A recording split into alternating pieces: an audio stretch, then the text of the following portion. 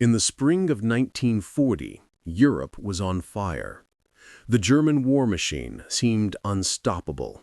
One nation after another, Poland, Norway, Denmark, the Low Countries, had fallen to Hitler's blitzkrieg. France was collapsing. Britain stood isolated across the Channel. And in Berlin, the mood was triumphant. Inside the Reich Air Ministry, Hermann Göring, commander-in-chief of the Luftwaffe, presided over a meeting surrounded by confident generals and engineers. Hitler's second-in-command was in his element, lavish, arrogant, certain of victory. On the table lay reports of the Luftwaffe's success, over 1,000 aircraft dominating European skies, factories running at capacity, and the promise that no enemy could match Germany's production. Then a news bulletin arrived from across the Atlantic. In Washington, President Franklin D. Roosevelt had just delivered one of his most ambitious speeches. Before the microphones and cameras, he had called upon the United States to produce 50,000 military aircraft per year. It was a staggering number, one that seemed almost delusional in 1940. America, after all, was still at peace. Its army ranked 19th in the world. Its air force was a fraction of the Luftwaffe's. To the men in Berlin, Roosevelt's statement was not a threat. It was a joke. Göring read the figure aloud, smirking as his officers erupted in laughter. 50,000 aircraft? He scoffed. The Americans build automobiles, not bombers. Around the table, his subordinates joined in the mockery. To them, the idea that a nation of consumers could rival Germany's disciplined war economy was absurd. Nazi ideology held that industrial power came from racial hierarchy, from the unity of the Volk and the will of the Führer. The United States, with its immigrants, labor unions, and chaotic democracy, was in their eyes incapable of such coordinated effort. But Göring's arrogance hid a deeper insecurity.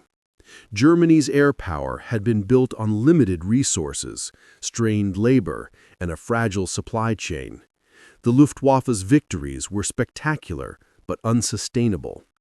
By 1940, its production had already begun to strain under the demands of total war. Still, in that moment, Göring saw only dominance. His Luftwaffe had broken Poland, smashed France, and was about to unleash hell on Britain. The idea that anyone could outproduce him seemed laughable. But across the Atlantic, the laughter was not shared. In Washington, Roosevelt's words were taken as a challenge, a declaration that America would no longer remain idle. The president understood something that Göring did not. The war was not going to be decided by ideology or willpower, but by production. In an age of mechanized warfare, victory belonged to the nation that could build the most, the fastest, and sustain it the longest. But there was a problem. In 1940, the United States had no such capability. The Army Air Corps possessed barely 3,000 aircraft, most of them outdated biplanes. The entire American aviation industry produced fewer than 1,000 planes a year. Factories were small, fragmented, and dependent on peacetime contracts. Roosevelt's figure of 50,000 was at best visionary, at worst impossible. To turn that vision into reality, Roosevelt needed someone who understood production on a scale that no military officer did. That man was William S. Knudsen, a Danish immigrant who had risen through the ranks of General Motors to become one of America's leading industrialists. Knudsen was not a soldier, but he understood assembly lines, logistics, and above all, scale.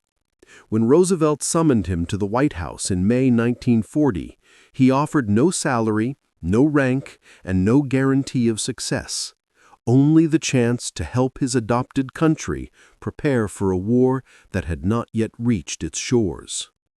Knudsen accepted.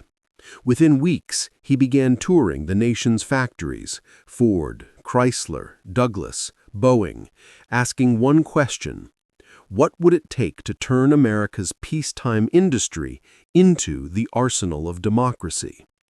The answers varied, but one theme was constant. It would require reimagining manufacturing itself. At the time, America's aviation industry was a boutique operation. Aircraft were built by hand, often in wooden frames, with skilled craftsmen laboring over each part. Production was slow and inconsistent. No one had ever attempted to mass-produce complex bombers or fighters the way Detroit built cars. Knudsen's mission was to change that. He began by recruiting a small army of industrial engineers and production experts, men who could take the lessons of the automobile industry and apply them to aircraft. Henry Ford was skeptical at first. He said, "Planes aren't cars." But his son, Edsel Ford, saw opportunity. The Ford Motor Company, with its vast plants and experience in high-speed assembly, was uniquely positioned to scale production if the design could be standardized. Meanwhile, at the Douglas Aircraft Company in California, engineers were already pushing the limits of what could be done with aluminum and riveted construction. Boeing in Seattle had begun producing the B-17 Flying Fortress, a bomber that would soon become legendary. But it was still being built in small numbers. Knudsen envisioned hundreds, even thousands, rolling off lines simultaneously. To make that happen, he needed coordination. The War Department had to standardize designs. The Navy and Army had to stop competing for materials, and Congress had to fund the expansion before the war even reached America. It was a colossal gamble, one that depended on faith in industrial capacity more than immediate necessity. Throughout 1940, as Germany's bombs fell over London in the Battle of Britain, Roosevelt pushed his arsenal of democracy agenda through Congress. He knew that Britain could not survive without American material support. The Lend-Lease Act passed in early 1941 opened the floodgates. America would build not just for itself, but for the free world. By the end of that year, the transformation was underway. Automobile factories began converting their assembly lines. Typewriters, refrigerators, and sedans gave way to aircraft frames, engines, and machine tools. Engineers redesigned plants to handle aluminum sheets instead of steel. Thousands of workers were retrained, and millions more would soon follow. When Roosevelt's 50,000 plane goal had been announced, it sounded like propaganda. But by late 1941, the first signs of progress were visible. Factories that had never built an airplane were now producing parts for bombers and fighters. Test models rolled off new lines at Douglas, Lockheed, and North American Aviation. The miracle had begun, not through ideology or decree, but through organization and innovation. And yet, Göring still laughed. From Berlin, reports of America's industrial mobilization were dismissed as fantasy. German intelligence analysts underestimated both American capacity and resolve. They saw the United States as a disorganized democracy, divided by politics and pacifism, unable to match the efficiency of a totalitarian state. Göring believed that by the time the Americans could act, it would already be too late. He had reason to think so. By December 1941, Germany stood at the height of its power. Hitler's armies controlled most of Europe. The Luftwaffe dominated the skies over the continent. And then, within days, the world changed. On December 7th, Japan attacked Pearl Harbor. 4 days later, Hitler declared war on the United States. The mockery was over. Roosevelt's promise was no longer theoretical. It was now a matter of survival. America was in the war. The clock that Göring once laughed at had started ticking against him. When the United States entered the war in December 1941, it faced an enormous challenge. The country that had been producing automobiles, refrigerators, and farm equipment was now expected to build the most complex machines of war ever created, and to do so faster than any nation in history. The industrial transformation that followed was unlike anything the world had ever seen. Factories that once symbolized consumer prosperity now became fortresses of production. Across the nation, smokestacks flared and assembly lines ran day and night. The United States did not just mobilize its army, it mobilized its economy, its workers, and its imagination. For the first time in history, an entire nation became a single, coordinated production machine. At the center of this transformation stood the men and women of American industry, people like William Knudsen, Henry Kaiser, and Edsel Ford, visionaries who took Roosevelt's impossible numbers and turned them into reality. Knudsen coordinated the vast network of companies involved, acting as the bridge between government strategy and private ingenuity. His task was to bring together industries that had never collaborated before: automakers, tool manufacturers, steel producers, and aviation designers, and make them function as one massive war engine. In Michigan, Henry Ford took on one of the most ambitious projects of the war: the construction of the Willow Run bomber plant. The site chosen was a stretch of farmland west of Detroit, and Ford's engineers envisioned something that had never been done before: a single facility capable of producing 4-engine bombers on a moving assembly line. The plane was the B-24 Liberator, a heavy bomber with a wingspan of over 100 feet and more than 1 million individual parts. Before Willow Run, each B-24 had been hand-built in California by Consolidated Aircraft at a rate of only 1 per day. Ford promised to do it faster, much faster. Skeptics laughed. Even Ford's own engineers doubted that something as intricate as a bomber could be assembled like a car. But Ford believed that anything built by hand could be built by machine if the process were properly organized.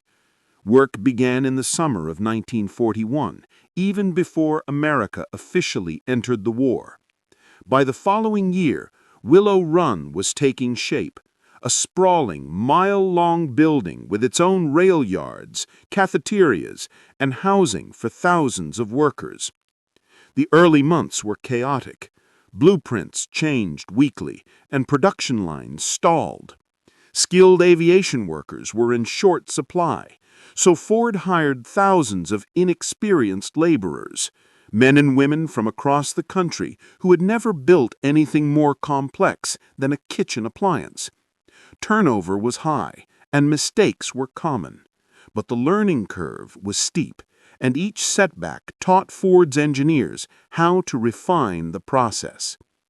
By late 1942, Willow Run began to hit its stride. Parts from subcontractors arrived from all over the nation: engines from Pratt & Whitney, landing gear from Goodyear, propellers from Hamilton Standard, and were assembled with increasing efficiency.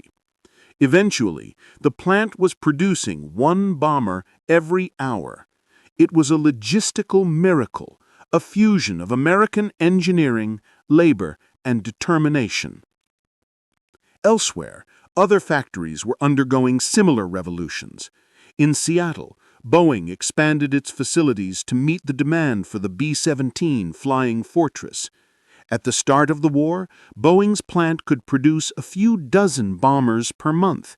By 1943, it was producing hundreds. The company pioneered new methods of mass production: sub-assembly lines, modular components, and parallel construction of fuselages and wings.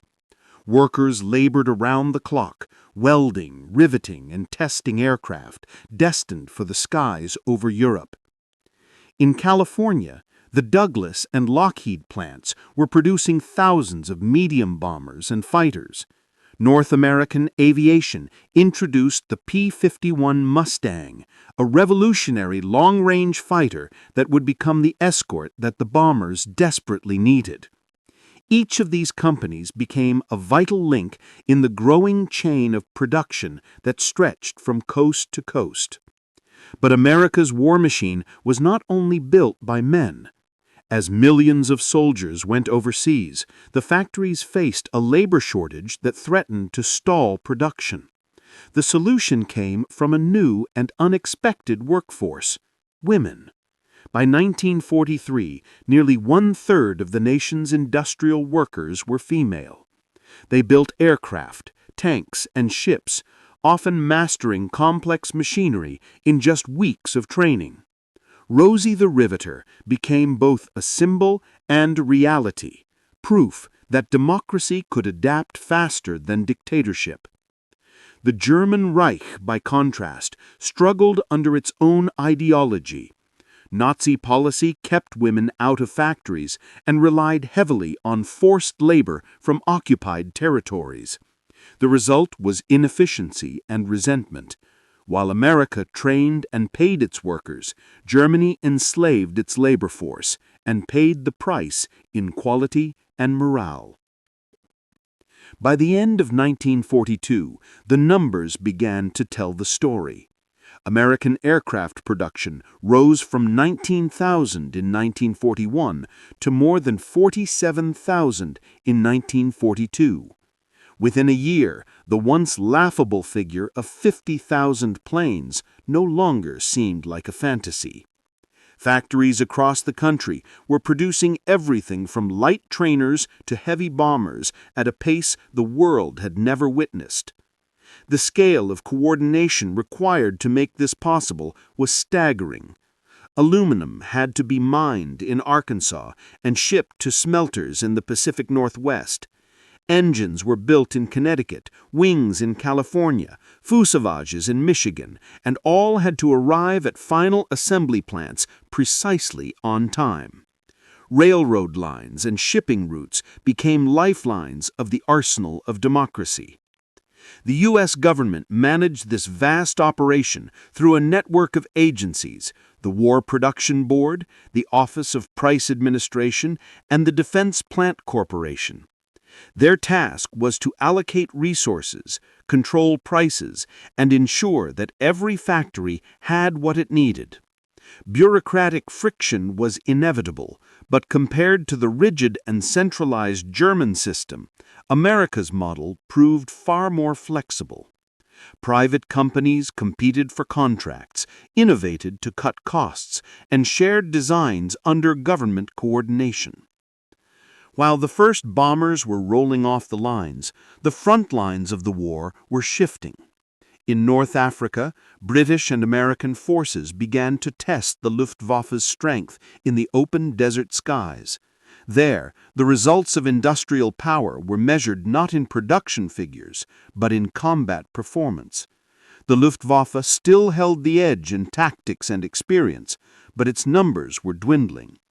Every German aircraft lost took weeks or months to replace. For every plane Germany built, America was building 5. Back in Berlin, Göring began to receive reports that disturbed him. Intelligence officers noted a sharp rise in Allied aircraft production. Factories in the United States were turning out bombers faster than German plants could repair damage from air raids. Still, Göring dismissed the threat. He believed that German quality would triumph over American quantity. The Luftwaffe's planes, he argued, were superior, faster, more maneuverable, and built by master craftsmen.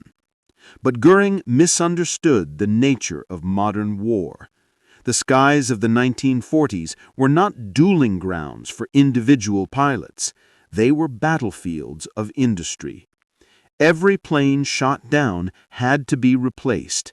Every hour a bomber was lost meant another mission delayed. And in that kind of war, numbers mattered more than pride. By the end of 1942, the arsenal of democracy was in full motion. Across the nation, factories that had once built cars, washing machines, and typewriters were now producing fighters, bombers, and engines by the tens of thousands. The United States had achieved what Göring thought impossible. It had transformed itself from an isolationist nation into the greatest industrial power in history. The tide was beginning to turn. The Allies were no longer fighting for survival. They were preparing for victory. And in Berlin, the laughter that had once filled Göring's conference room was slowly replaced by silence.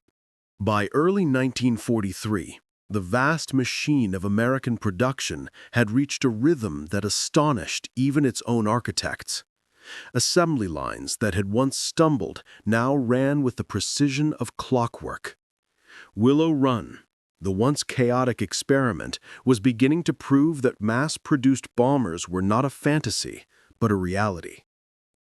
In January, it completed 56 B-24 Liberators. By February, that number had doubled. By year's end, more than 5,000 bombers would emerge from the factory's mile-long assembly line. Each B-24 was a flying fortress of aluminum and steel. 4 engines, 13 machine guns, a 2,800-mile range, and the ability to carry 5 tons of bombs. The same aircraft that had taken weeks to build by hand now rolled out every hour, day and night. To visiting journalists, it seemed like something from another world. Men and women working in perfect coordination, machines stamping, riveting, welding, engines roaring to life in a thunderous chorus of democracy at work. The miracle of production was not limited to bombers. Fighters were being produced in equal abundance. North American Aviation's P-51 Mustang, designed and built in record time, would become one of the war's defining weapons. Its combination of range, speed, and firepower changed the course of the air war. Lockheed's P-38 Lightning, a twin-boomed, high-altitude interceptor, was rolling off production lines every 90 minutes. Republic's P-47 Thunderbolt, nicknamed the Jug, was emerging by the hundreds each month. America was not merely catching up, it was overwhelming the competition. And behind every machine stood people, hundreds of thousands of workers whose skill and dedication made the impossible possible. Many had never touched a wrench before 1941. Now they were master machinists, riveters, and inspectors. In the canteens of Boeing, Douglas, and Ford, they ate alongside engineers and designers. Class barriers that had once divided America began to dissolve under the pressure of a shared mission. The war had turned the United States into a vast social experiment. For the first time, women, immigrants, and minorities worked side by side in equal numbers. At Douglas's Long Beach plant, more than half of the workers were women. Many were mothers or housewives who had left kitchens and schools to take up air drills and welders. Rosie the Riveter was no longer a poster. She was a nation. At the same time, African American workers, long excluded from skilled labor, began to fill positions once reserved for whites. The Fair Employment Practices Committee, created by Roosevelt's executive order, opened factory doors that had been closed for generations. What made this workforce remarkable was not only its diversity, but its performance. Women once dismissed as incapable of precision work quickly proved otherwise. Their smaller hands and steady patience made them ideal for delicate tasks like wiring, instrument assembly and inspection. At Long Beach, women inspectors reduced defect rates from 3% to 0.3%. At Willow Run, Rosie Monroe could drive 3,000 rivets per shift with near-perfect accuracy. Ford engineers redesigned tools for smaller grips, improving efficiency for everyone, a byproduct of inclusion that paid massive industrial dividends.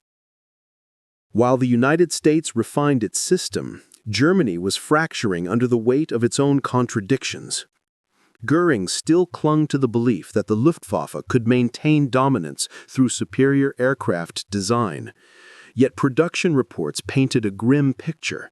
Bombing raids by the RAF and the U.S. 8th Air Force had already damaged several key factories. Skilled labor was vanishing, consumed by the Eastern Front or replaced by forced labor from conquered territories. Quality was slipping. Engines failed in flight, and spare parts were scarce. German intelligence officers in Washington, such as General Friedrich von Bottcher, had warned Berlin as early as 1940 that America's industrial potential was beyond imagination. His reports were ignored. When he met Hitler in 1939 to explain what American factories could do, the Führer had ranted instead about racial degeneracy and American weakness. He could not grasp that a diverse democratic nation could organize itself more efficiently than a totalitarian empire. That blindness would soon prove fatal. By the spring of 1943, the first signs of America's industrial supremacy appeared in combat. In North Africa, Allied air forces began to dominate the skies. At the Battle of Tunisia, German pilots like Johannes Steinhoff noticed something alarming. The Americans kept coming. Every day, more bombers, more fighters. Losses that would have crippled another air force barely dented American operations. As one Luftwaffe officer noted bitterly, "We shoot down one and 10 take its place." This was the first true glimpse of what the arsenal of democracy could achieve. While Germany could replace its losses only after weeks of repair and recovery, America's factories produced replacements faster than the front could consume them. For the Luftwaffe, every dogfight now carried a hidden weight.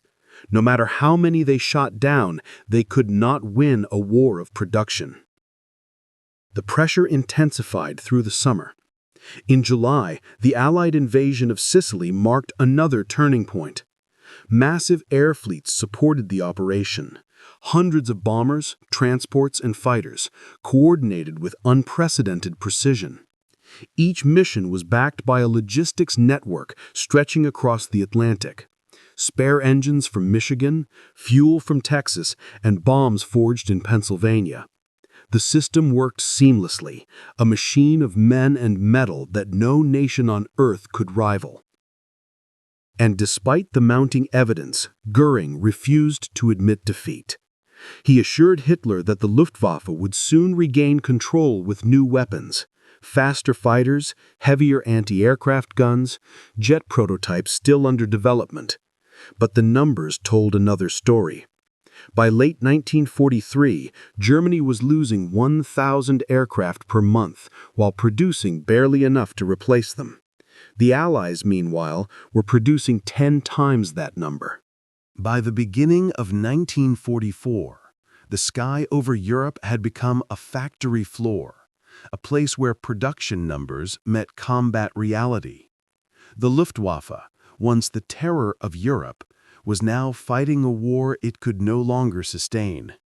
The 8th Air Force, operating from newly expanded bases in England, was sending out armadas of bombers that stretched from horizon to horizon. Each mission represented the full weight of America's industrial strength. Thousands of men, engines, and tons of aluminum assembled into a single purpose: the systematic destruction of German industry. In February, the Allies launched what became known as Big Week. It was the most concentrated air offensive in history. Between February 20th and 25th, 1944, The 8th and 15th Air Forces carried out 3,500 bomber sorties against Germany's aircraft industry.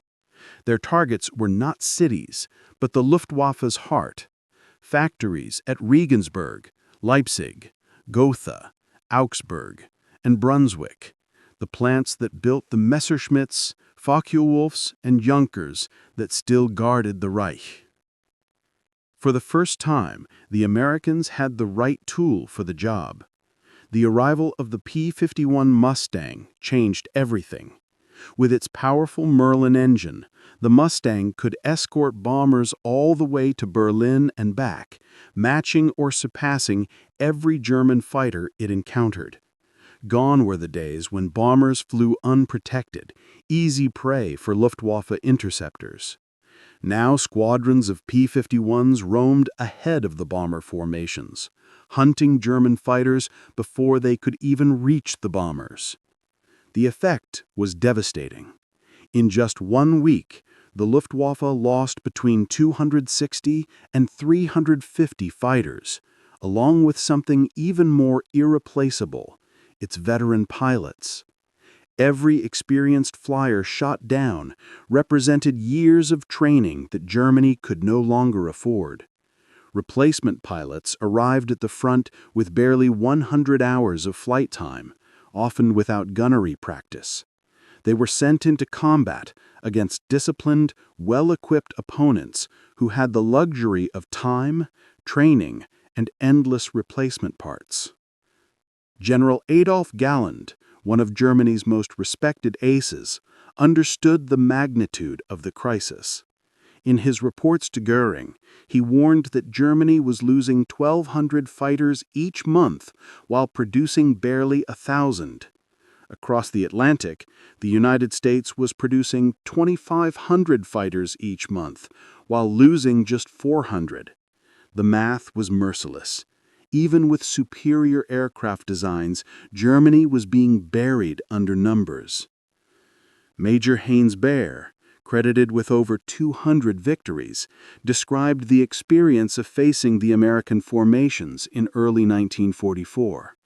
Over Brunswick, he recalled looking up to see the sky filled with bombers, hundreds of them, flying in tight formation, each one bristling with guns.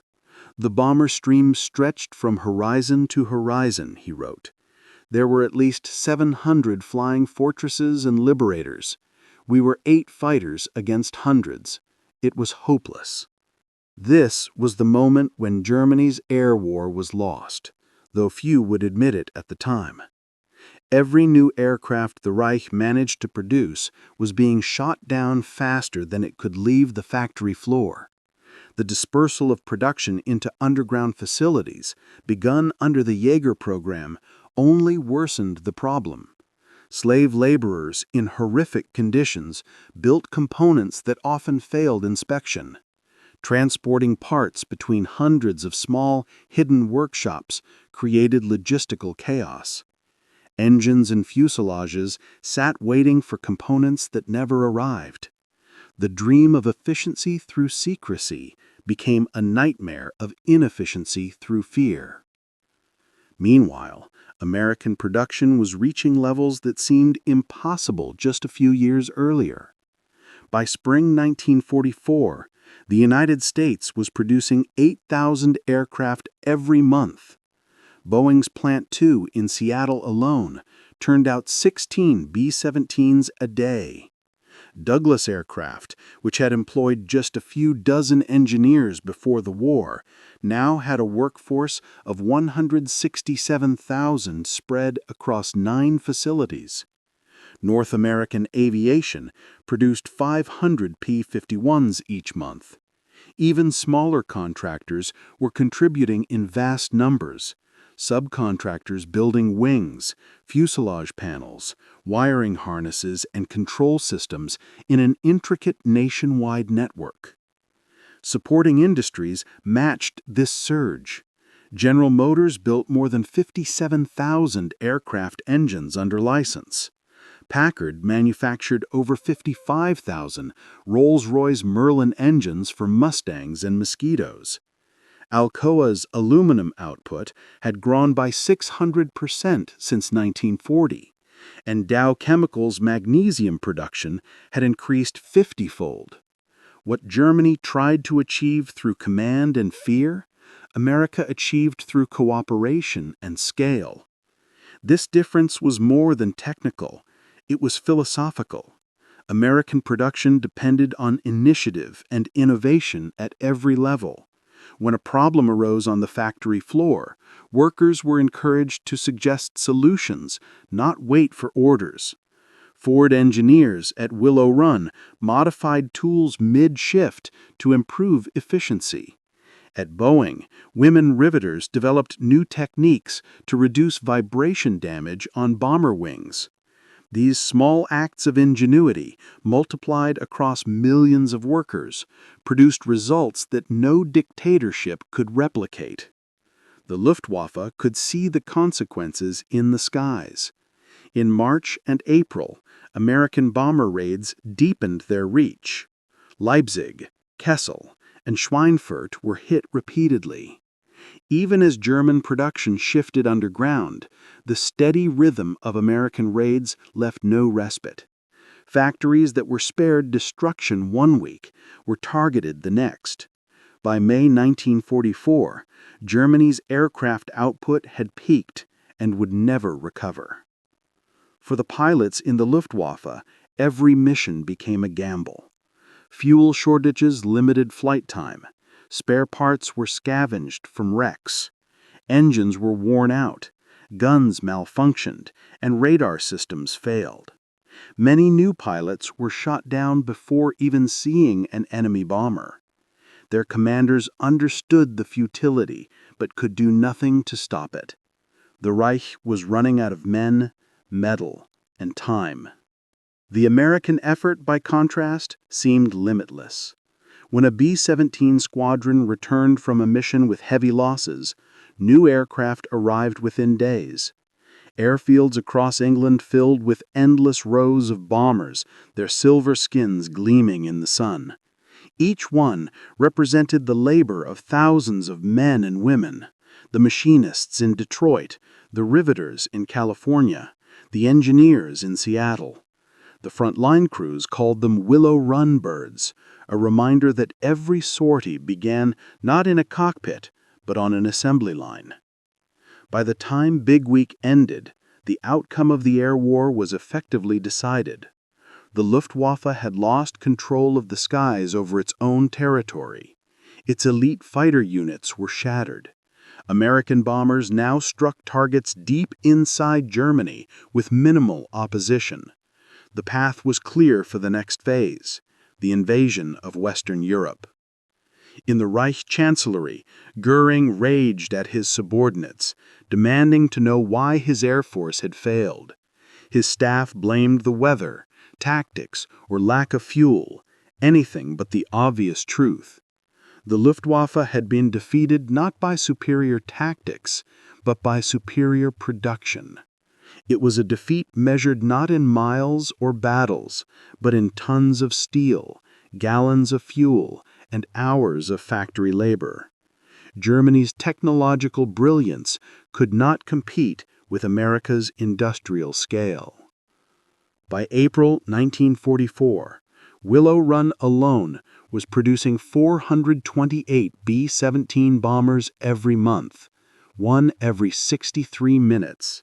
This single factory was outproducing the entire German aircraft industry. Göring, who had once laughed at Roosevelt's goal of 50,000 planes per year, was now watching that number being surpassed twice over. The dream of air superiority that had carried Germany through the early years of war was gone, smothered under the weight of democracy's factories. The skies belonged to the Allies now, and on the ground, preparations were underway for the moment that would decide the fate of Europe itself. By June 1944, the German sky was no longer a battlefield. It was a one-sided occupation. On the morning of June 6th, as the largest amphibious invasion in history began, thousands of Allied aircraft darkened the skies over Normandy.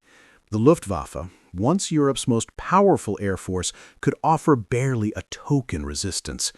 Out of the hundreds of fighters stationed in France, only a few dozen made it into the air that morning. Most were destroyed on the ground by pre-invasion bombing or fuel shortages. It was the culmination of everything America's industrial engine had built toward. In the months leading up to D-Day, Allied bombers had flown over 200,000 sorties. They destroyed rail lines, bridges, fuel depots, radar sites, and communication hubs across northern France. The effect was crippling. When German divisions began to move toward the Normandy beaches, their convoys were ripped apart from above.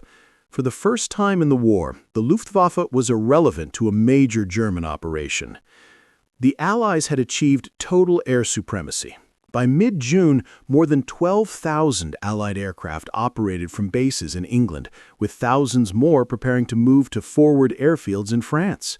American P-47 Thunderbolts and P-51 Mustangs prowled the roads, strafing columns and trains at will.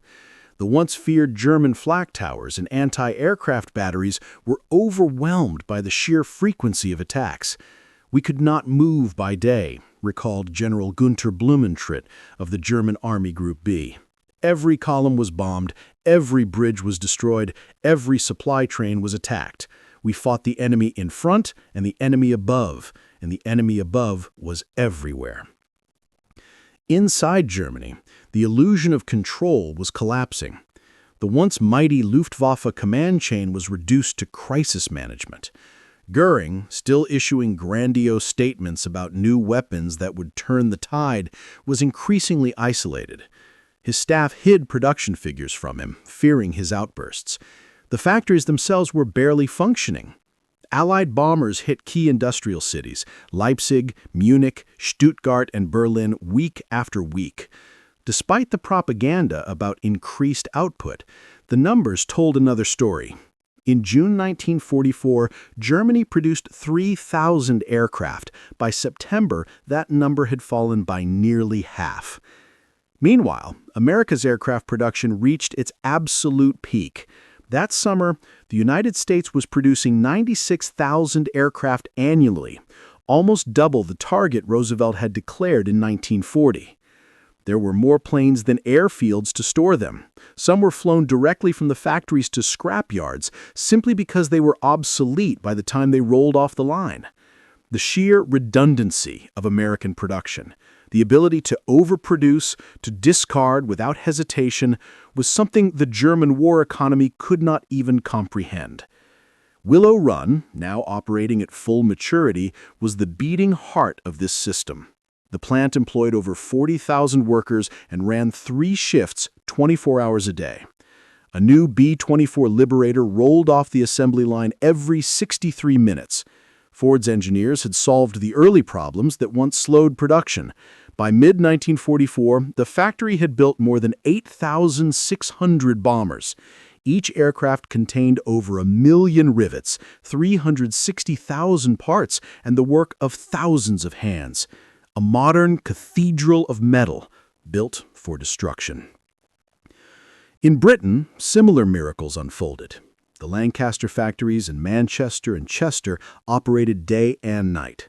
Across the Atlantic, Douglas and North American were building fleets of C-47 transport planes that would drop paratroopers into France and tow gliders filled with equipment.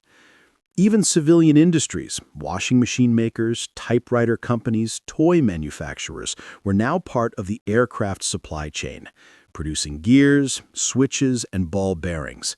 War production had become a national habit.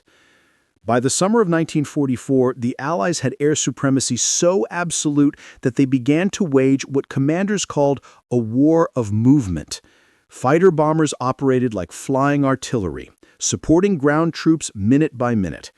When the American First Army broke through at Saint-Lô in July, waves of P-47s paved the way with rocket and machine gun fire. The sky was not just a domain, it was a weapon. German soldiers came to dread the sound of aircraft engines. Even a single plane overhead could scatter a column in panic. We had to hide in ditches, under trees, anywhere. They came every hour, sometimes every few minutes. They shot at everything that moved. Behind this relentless pressure was an invisible army of American workers. In Detroit, Chicago, and Buffalo, men and women worked 12-hour shifts to keep the flow of engines, tires, and munitions moving. On the West Coast, the shipyards of San Francisco and Portland launched Liberty ships faster than the Kriegsmarine could sink them. It was an entire civilization mobilized for war, functioning as a single, coordinated organism. And yet, inside Germany, something new was stirring. Not a revival, but an act of desperation. Faced with catastrophic losses, the Nazi regime turned to its scientists and engineers for a miracle. Jet aircraft, rocket weapons, and new forms of propulsion became the obsession of what little remained of the Reich's technical establishment. Hitler demanded revenge weapons that could restore German prestige and terrorize Allied cities.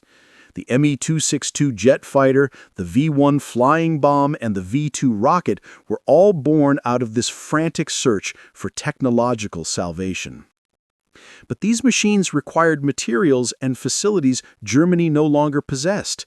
The Allies bombed Peenemünde in August 1943, forcing production underground into places like Mittelwerk, where thousands of slave laborers worked in horrific conditions to assemble V-2s.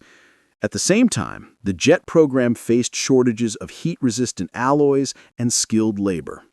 Engines overheated and failed after just a few hours of flight. Many of the pilots who could have tested or flown them were already dead. In the skies, Allied dominance made testing and deployment nearly impossible. Jet airfields were bombed the moment reconnaissance aircraft detected them. The Me-262 was fast, nearly 100 miles per hour faster than any Allied fighter, but fuel shortages and mechanical issues kept most grounded. Even when they flew, they were too few to change the outcome. By late 1944, fewer than 300 Me-262s were operational. Against the tens of thousands of Allied aircraft roaming the skies, they were a footnote. Still, the propaganda persisted. German radio broadcasts spoke of new weapons that would soon drive the Allies into the sea. Göring promised that wonders were coming. In reality, even as he spoke, the last reserves of aviation fuel were being siphoned from training units to keep a handful of fighters flying. The Luftwaffe, once the pride of Nazi Germany, now existed mostly on paper. For Allied and British commanders, the strategy was simple. Continue to bomb, continue to produce, and let the arithmetic of war finish the job. Every month that passed brought Germany closer to industrial paralysis. Fuel plants were destroyed, synthetic rubber facilities were reduced to rubble, and transportation networks were shredded. By autumn, the average German city received only a fraction of its pre-war supplies of coal and electricity.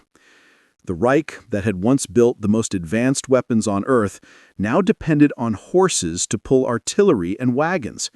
In the skies above, the contrails of Allied bombers formed silver ribbons stretching across the continent, symbols of a power that no longer needed to fight for dominance. It already owned the air. And yet, even as Germany's cities burned and its armies retreated, the promise of the jet age flickered faintly in the ruins. The war that had begun with Göring's laughter and Roosevelt's challenge was entering its final, mechanical phase, one last attempt by a defeated nation to out-invent their conquerors. By the autumn of 1944, the Third Reich was fighting not just a military war, but a war against time itself. On the ground, its armies were retreating on every front. In the air, its once proud Luftwaffe was a shadow of its former self, outnumbered, outgunned, and increasingly grounded for lack of fuel. Yet within the collapsing framework of Nazi Germany, engineers and scientists were working feverishly on a new generation of weapons that, they were told, could reverse the course of the war. The most famous of these was the Messerschmitt Me-262, the world's first operational jet fighter. Sleek, Fast and far ahead of its time, the Me-262 represented the last technological hope of the Luftwaffe. In test flights, it reached speeds over 540 miles per hour, easily outrunning Allied piston-engine fighters. Allied pilots who encountered it described the experience with awe and disbelief. "It went past us like we were standing still," one P-51 pilot later recalled. But despite its revolutionary design, the Me-262 arrived too late to matter. Development delays, production problems, and Hitler's interference all played a part. The aircraft's Jumo 004 jet engines were fragile and required rare alloys that Germany could no longer produce in sufficient quantity. Most engines lasted only 25 flight hours before needing replacement. The Allied bombing campaign had shattered the supply chain that made them. Factories that produced turbine blades, fuel pumps, and bearings were scattered or destroyed.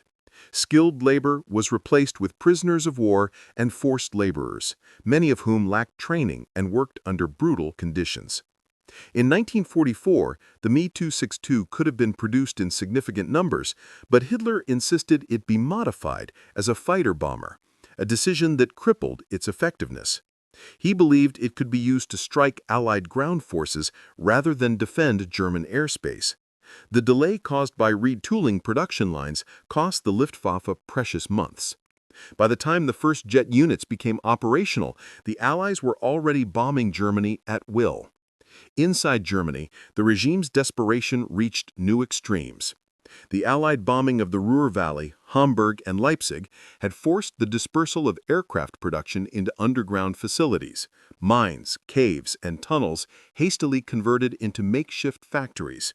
These hidden sites, collectively known as the U-Verlängerungen, were meant to protect critical industries from air attack. In practice, they became scenes of unimaginable suffering. The most infamous was the Mittelwerk complex near Nordhausen, where V-2 rockets and Me-262 components were built.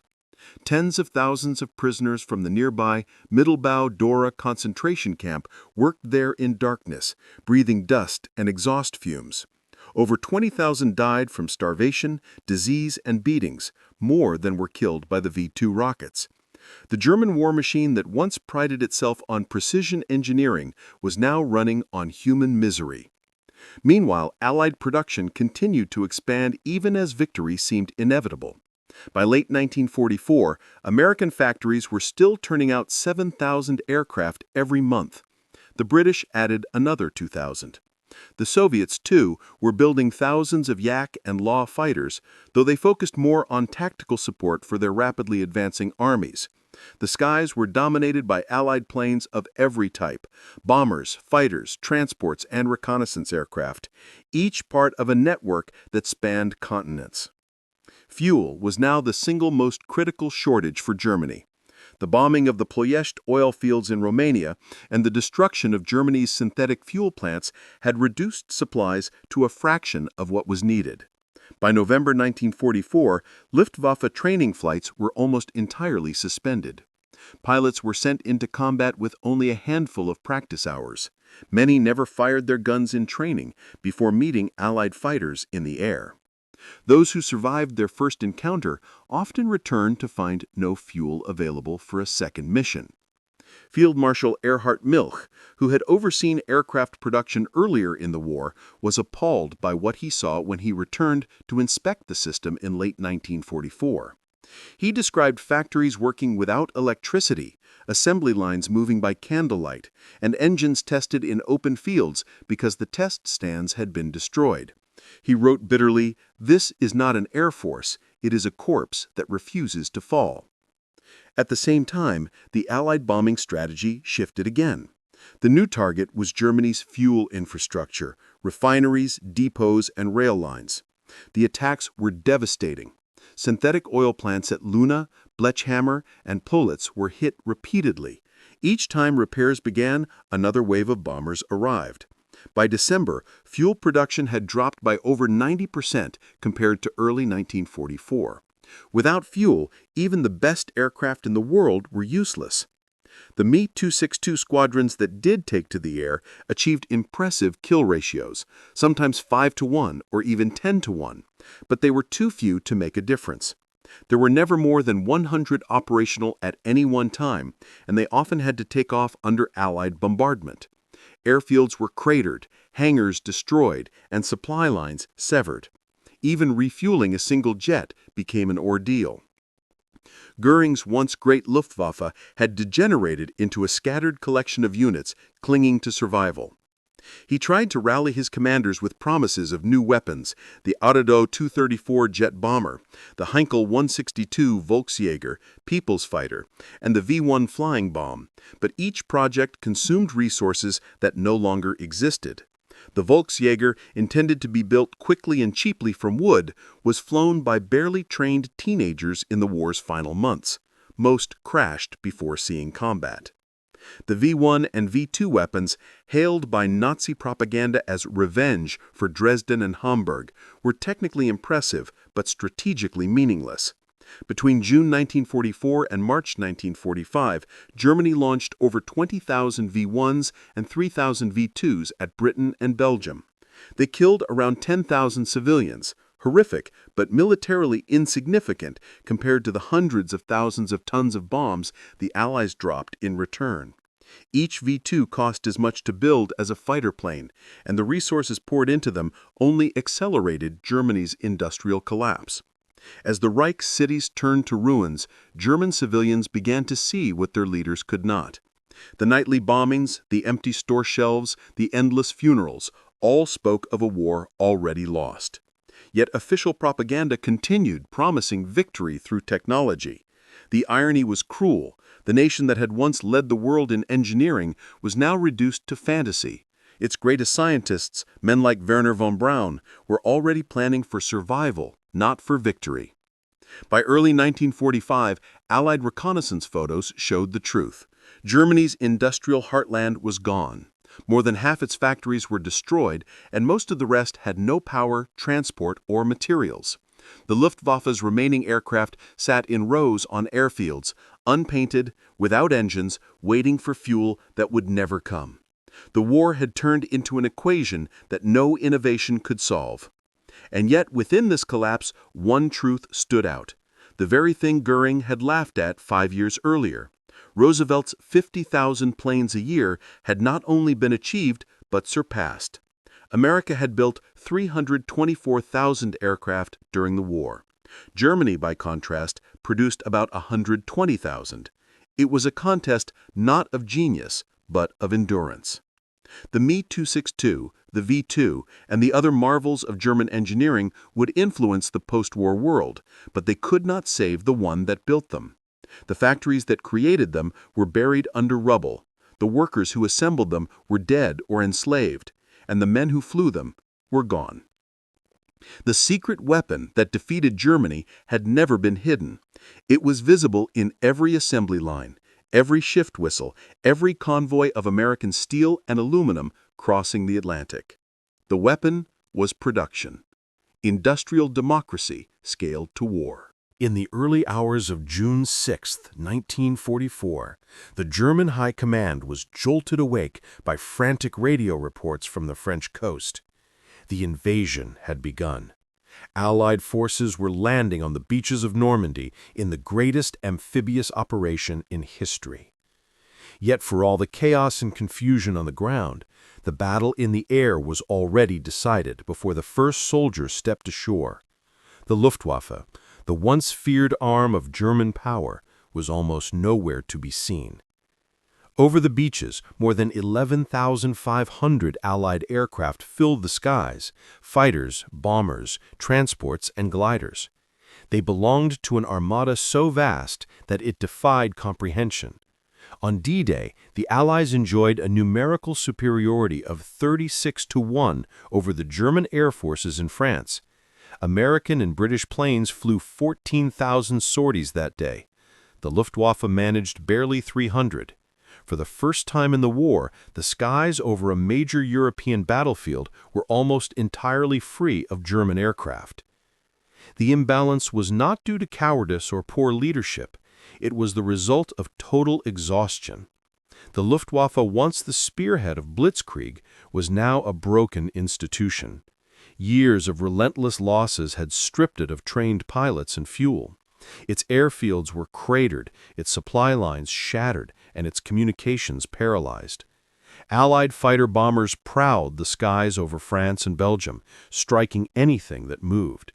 German convoys, trains, and reinforcements could barely travel by day.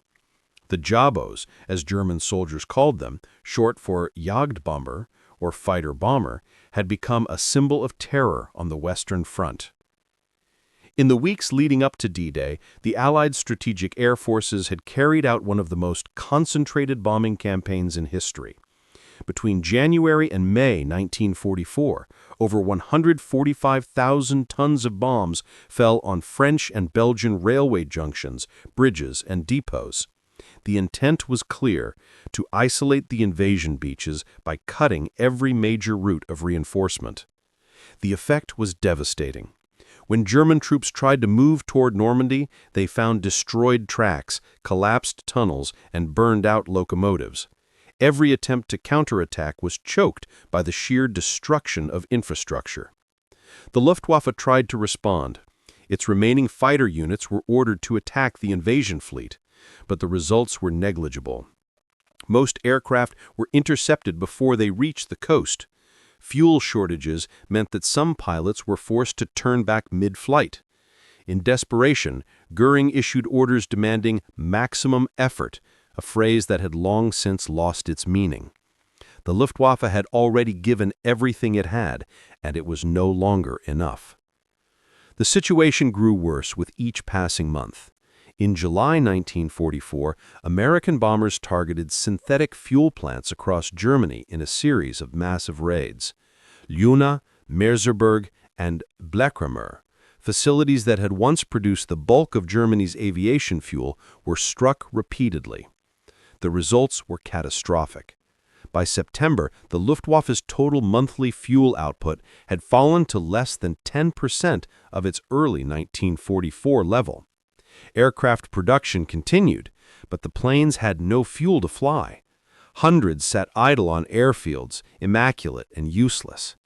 Frontline units reported surreal scenes: squadrons with dozens of aircraft, but only enough fuel for a single sortie.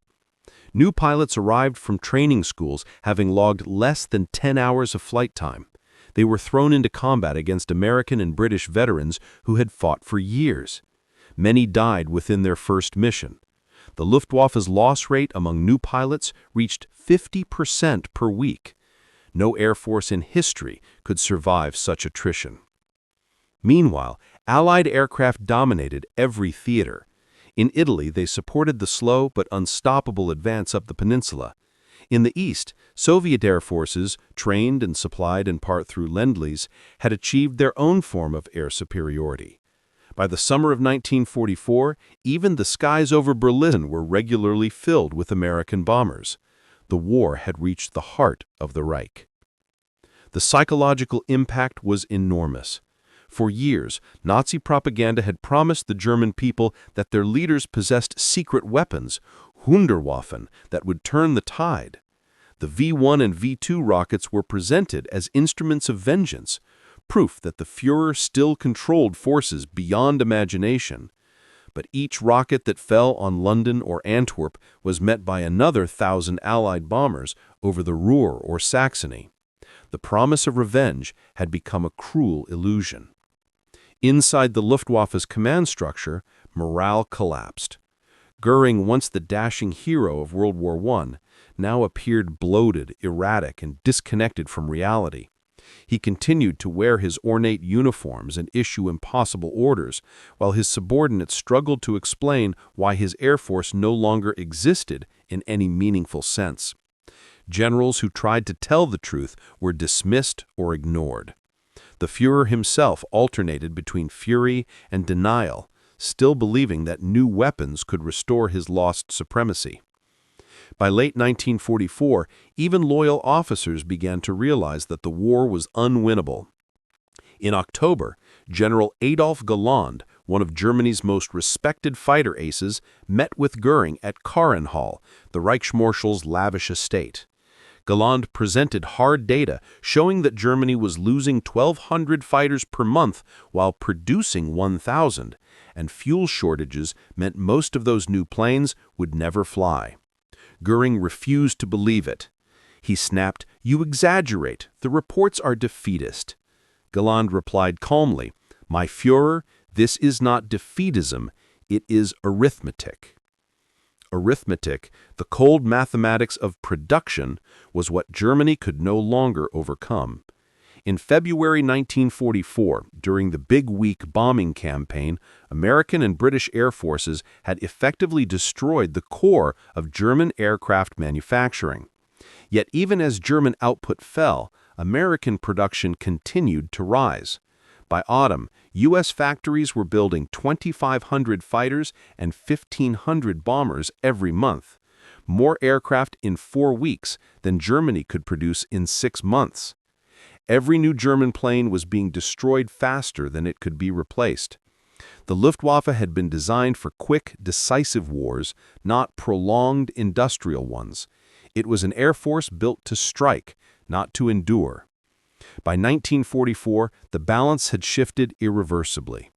The American system of mass production, combined with British innovation and Soviet resilience, had created a war machine that no totalitarian regime could match. On December 16, 1944, Germany launched its final major offensive in the West, the Ardennes counterattack, known to history as the Battle of the Bulge. It was Hitler's last gamble. The plan depended on bad weather to ground Allied aircraft, allowing German tanks to break through the thinly held American lines. For a few days, the gamble worked. Snow and fog grounded the Allied air forces, and German armor surged forward. But when the skies cleared on December 23rd, the full might of Allied air power returned. Over 3,000 sorties were flown that day alone. Fighter bombers turned roads into infernos, strafing convoys and blasting tanks with rockets and bombs. The offensive collapsed within weeks. For the German soldiers on the ground, it was a stark reminder of their isolation. "The sky belonged to the enemy," one German Wehrmacht officer wrote in his diary. "We could no longer move, no longer fight, no longer hope." In Berlin, Göring could no longer hide from the truth. The man who had once promised Hitler that no enemy bomb would ever fall on the capital now watched as the city burned around him. His once vaunted air force existed only on paper. Fuel deposits were empty, runways destroyed, and factories silent. The Luftwaffe, the pride of the Reich, had ceased to exist as an effective fighting force. By early 1945, the war in Europe was entering its final act. The Red Army was advancing from the east, the Western Allies from the west, and above them, the endless drone of Allied bombers filled the skies day and night. The Third Reich, built on dreams of technological supremacy, was being crushed by the simple, relentless arithmetic of production. By the dawn of 1945, Germany's war machine was living on borrowed time. The Reich that had once promised a 1,000-year empire was now measured in weeks. Yet even as Allied armies crossed the Rhine and Soviet troops closed in on Berlin, German propaganda continued to speak of miracle weapons, Wunderwaffen, that would reverse the course of the war. In the official press, the message was clear. The Reich had not lost, it was simply waiting for its ultimate trump card. The truth, however, was far more desperate. Germany was not preparing for victory. It was struggling to survive another month. Its cities lay in ruins, its railways shredded by bombs, and its population starving. Fuel was nearly gone, rubber impossible to obtain, and steel production had collapsed to a fraction of its pre-war level. Yet inside mountain bunkers and underground tunnels, engineers worked frantically on aircraft, rockets, and weapons that existed more in hope than in strategy. Among these was the Messerschmitt Me-262, the world's first operational jet fighter. Sleek, fast, and terrifying in combat, it was in many ways a marvel of engineering. When it appeared in mid-1944, Allied pilots were stunned. The Me-262 could fly at nearly 900 kilometers per hour, faster than any Allied plane in existence. It could attack bomber formations before they could react, and its heavy cannon could tear through even the toughest aircraft. For a moment, it seemed that Germany had found a weapon that could turn the tide of the war. But the miracle never came. The Me-262 arrived too late and in too few numbers to make a difference. Germany lacked the fuel to train its pilots, the materials to build its engines, and the time to deploy it effectively. Hitler himself, obsessed with the idea of an unstoppable bomber, demanded that the aircraft be converted into a blitz bomber to strike ground targets. This decision crippled the program before it could mature. While the Allies were producing 1,000 fighters every week, Germany could barely complete a few dozen jets a month. The same fate befell nearly every miracle weapon the Nazis conceived. The V-1 flying bomb and V-2 rocket were terrifying innovations, machines that could cross the English Channel and strike London in minutes. But they were weapons of terror, not of strategy. Each V-2 required immense quantities of fuel, specialized materials, and labor, resources that Germany no longer possessed. For every V-2 launched, the Allies dropped thousands of tons of bombs in retaliation. Behind the spectacle of technology was a darker truth. The Reich's final industrial effort was built on human misery. By 1944, 1/3 of all German laborers were foreign slaves or prisoners. Concentration camp inmates were forced to build rockets in underground tunnels like Mittelwerk, where tens of thousands died from starvation, disease, and executions. The weapons they built, symbols of supposed German genius, were born from the collapse of the very system that produced them. When Allied troops liberated the Dora-Mittelbau camp in April 1945, they found row upon row of corpses still hanging from the tunnels. The bodies of prisoners had been used to mark where engineers should not hang their coats. To the men who witnessed it, it was a scene that shattered any notion of German technological pride.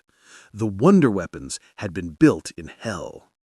Meanwhile, American production continued at a pace that defied imagination. Factories in California, Michigan, and Texas were still operating at full capacity. In the first months of 1945, the United States produced more aircraft than Germany managed in the entire previous year. The assembly lines never stopped. Even as Allied victory became inevitable, the engines of production roared on because the system had become self-sustaining. America could outbuild any enemy indefinitely. And this was what Göring, once the architect of German air power, refused to admit until it was far too late. By the time the first Me-262s took flight, Göring's Luftwaffe had already ceased to exist as a functioning air force. His fuel reserves were gone, his pilots inexperienced, his radar networks destroyed. He still issued decrees from his estate at Carenhall, pretending that the Reich could retake the skies. But by early 1945, even his own officers knew it was a fantasy. When the Red Army reached Berlin, Göring was at his hunting lodge in Bavaria. He still carried himself as the Reichsmarschall, still wore his medals in silk uniforms, but the empire he commanded had vanished.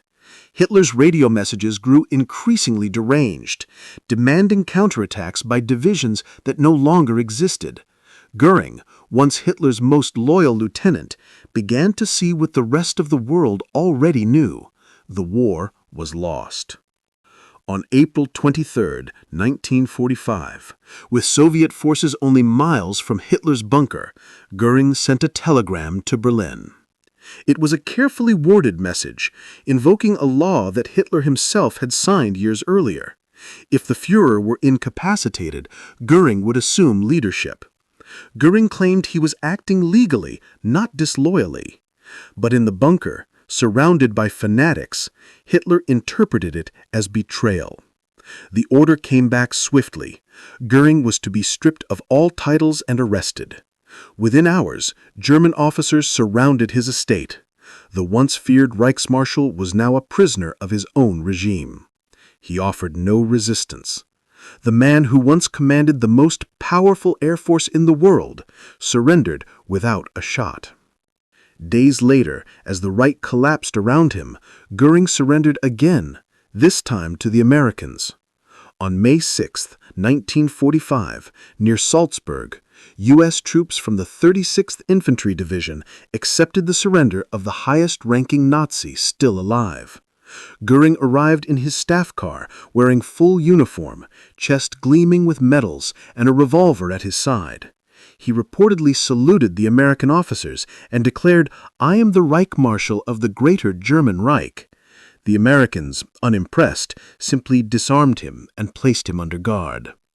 For the first time, Göring was face-to-face with the men whose factories had defeated his Luftwaffe. American intelligence officers quickly realized that he was eager to talk.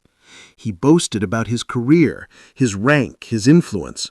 But when the conversation turned to production, aircraft, engines, and fuel, his bravado faltered.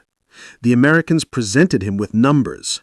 96,000 aircraft produced in 1944. Göring laughed at first, thinking it was a trick. Then, as the details came, monthly outputs, factory lists, logistical breakdowns, his confidence evaporated. He asked to see the reports himself.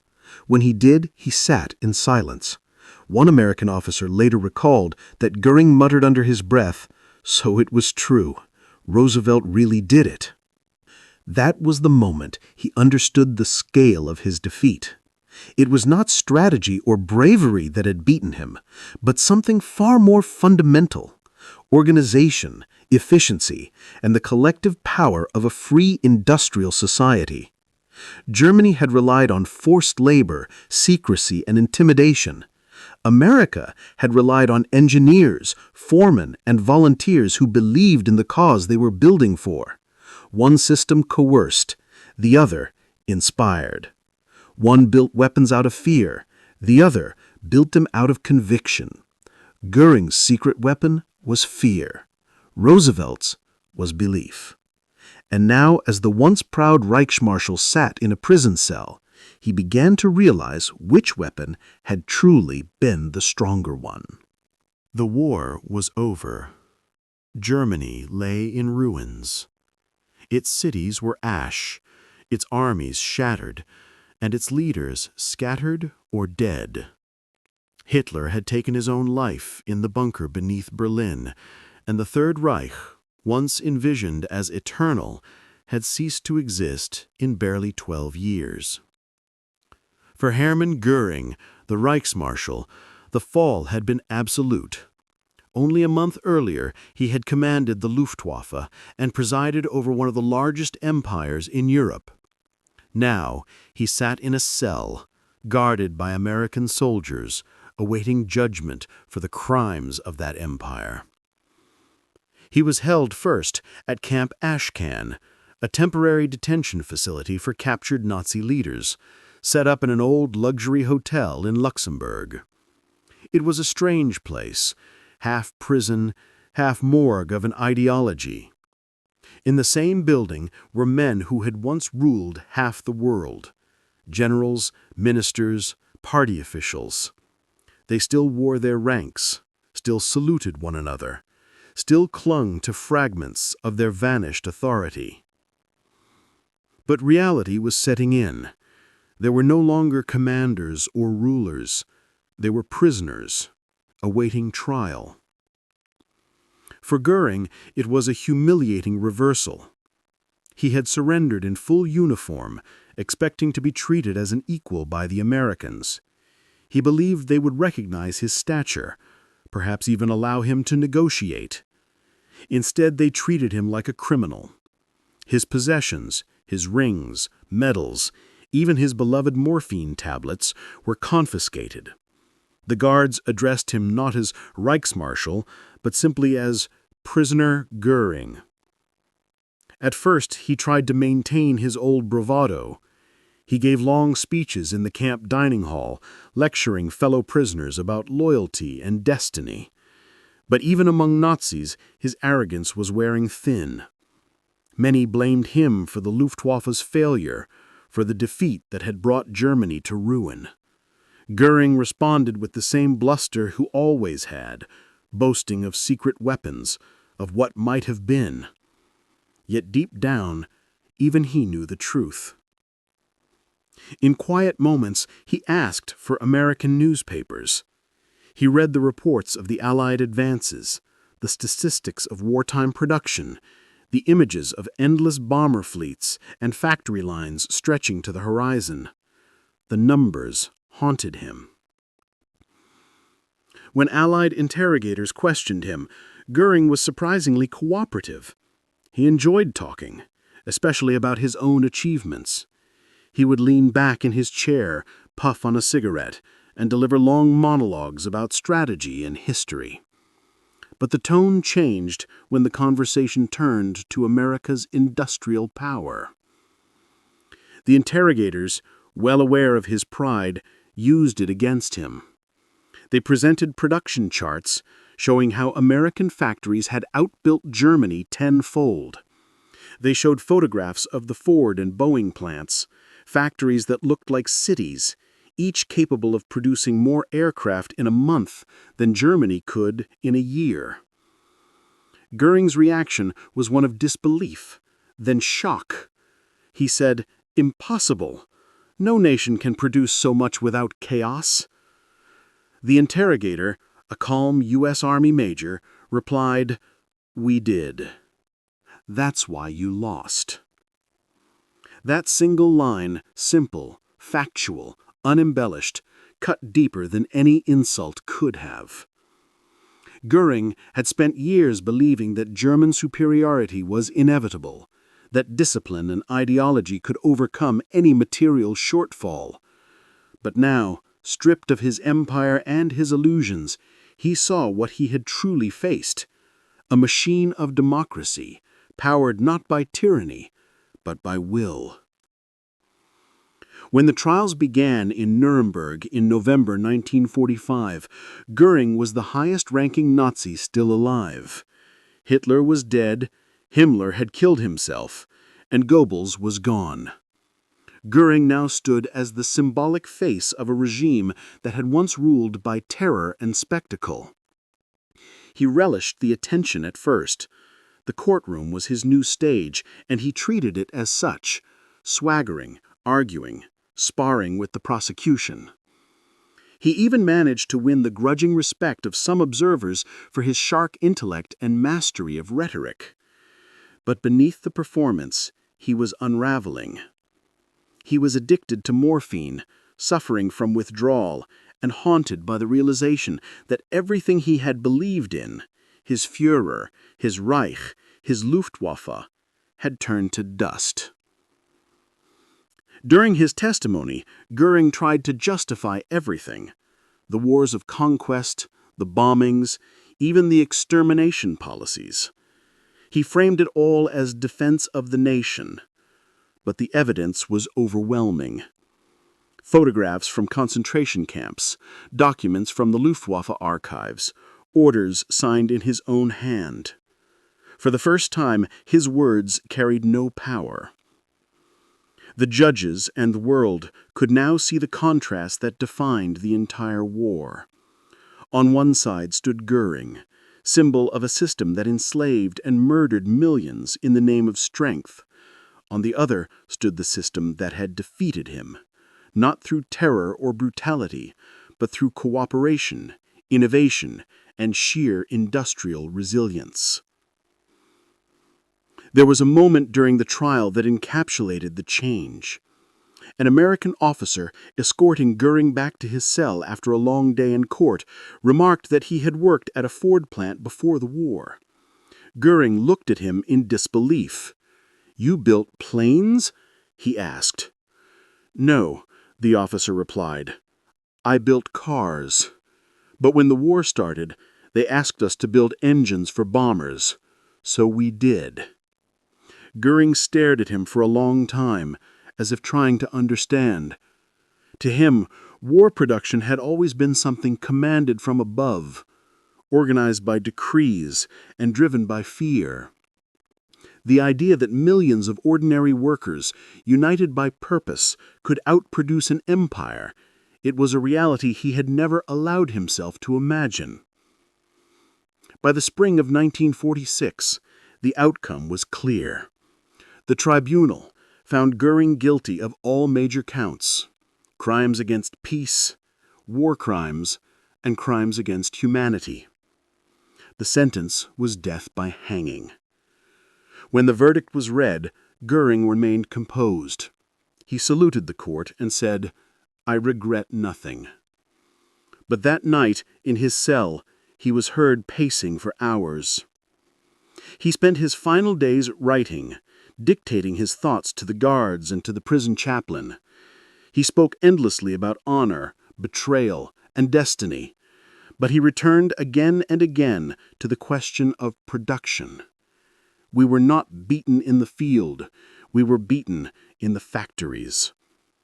He knew that it was not the Allies' bombs that had truly destroyed Germany, but the system behind them, the endless stream of planes, tanks, and ships produced by free men and women working thousands of miles from the front. On the night before his execution, Göring swallowed a cyanide capsule, hidden in his cell. How he obtained it remains a mystery. Some believe it was smuggled in by a sympathetic guard. Others think he had hidden it since his capture. Whatever the truth, it allowed him to die on his own terms, an ending he had long desired. When guards found his body, they discovered beside it a final note. In it, Göring wrote that history would one day vindicate him. But history did not.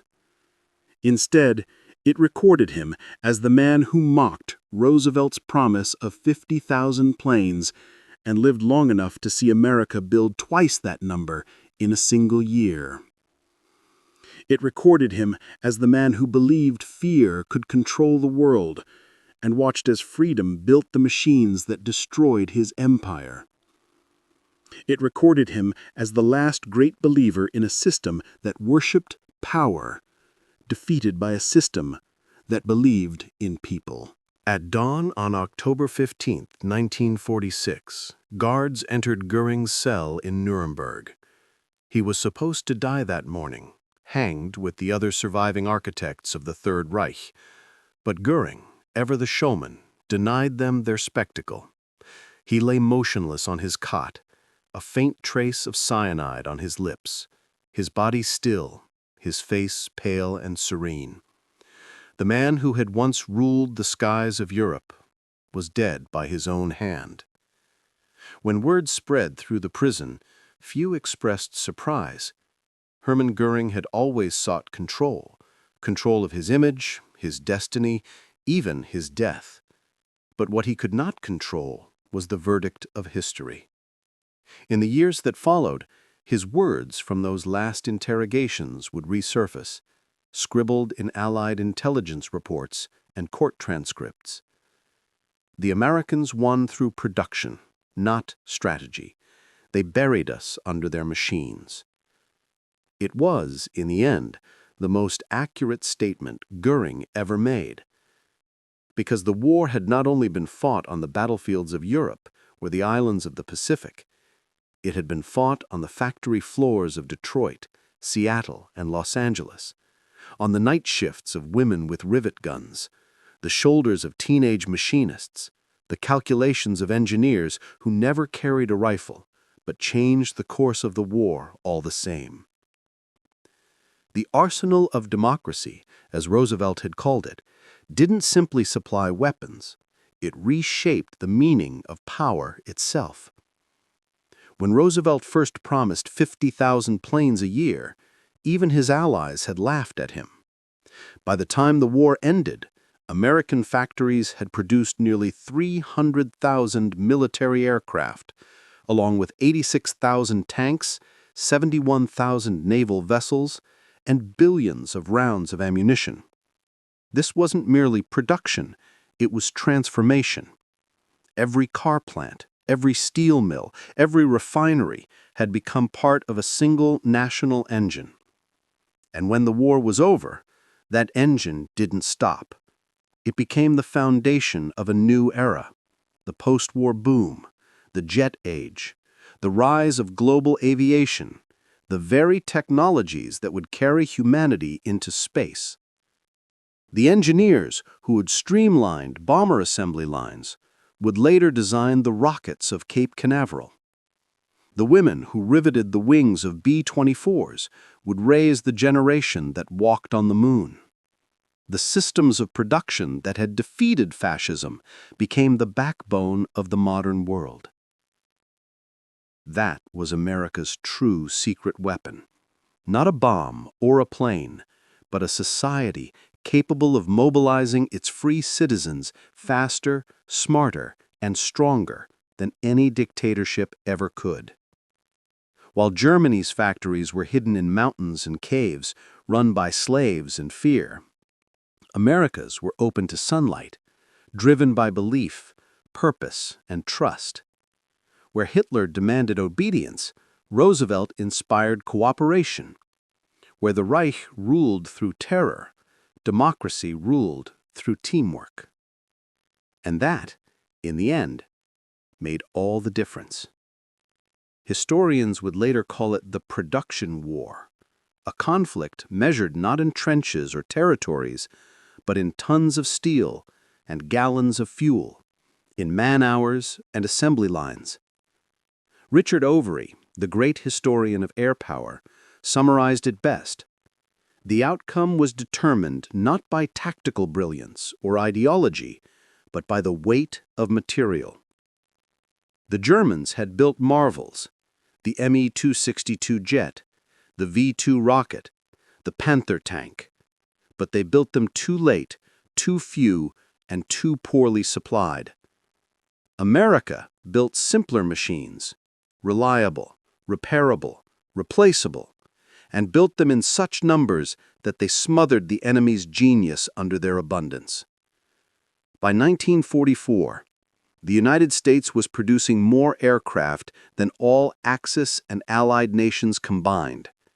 It had become, in less than 4 years, an industrial giant without equal, a transformation unprecedented in human history. But the legacy of that transformation went beyond factories. It reshaped how democracies understood themselves. It proved that a free people, when united in purpose, could achieve miracles once thought impossible. That innovation could replace ideology, and cooperation could outmatch conquest. For the soldiers who fought in Normandy, the Pacific, and the skies over Europe, those planes were lifelines. But for the workers who built them, they were symbols, proof that ordinary citizens could build the tools to defend freedom itself. Every bomber that lifted off from an English airfield carried not just bombs, but a message forged in Detroit and Seattle. You cannot outfight a free people who can outbuild you. Göring never understood that. Neither did Hitler. They believed that fear made men strong. They were wrong. It was belief in a shared purpose, in the worth of every worker and every rivet that made democracy unstoppable.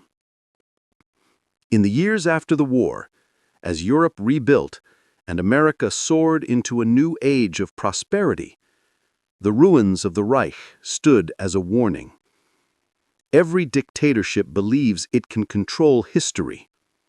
Every tyranny believes it can outlast democracy. And every time, it forgets the lesson that Hermann Göring learned too late. When free people unite, they become an industrial force that no empire can withstand. The final irony was cruel and poetic. The man who once laughed at America's promise to build 50,000 planes a year died in a world where America could build 50,000 jet engines without breaking stride. the sound that once terrified Europe, the thunder of Allied bombers overhead, was now the sound of the future, the roar of progress, of invention, of a world remade by those who built not for conquest, but for freedom. The war of machines had ended, but its legacy endured. Every runway, every factory, every shining aluminum wing was a monument to that hidden weapon, the power of a democracy that believed in itself. And so, as history closed the book on Hermann Göring, it opened a new one on humanity's greatest transformation. A war won not by generals, but by workers, not by ideology, but by imagination, not by tyranny, but by freedom.